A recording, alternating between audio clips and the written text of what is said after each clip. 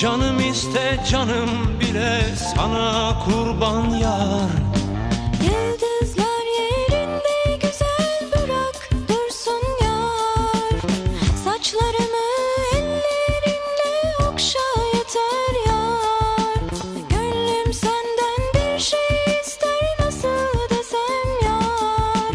Allah beni bulla beni al koynuna yar. Rüzgar olup ince beline sarılayım yar.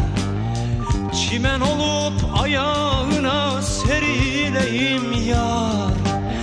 Sürme olup gözlerine sürüleyim yar.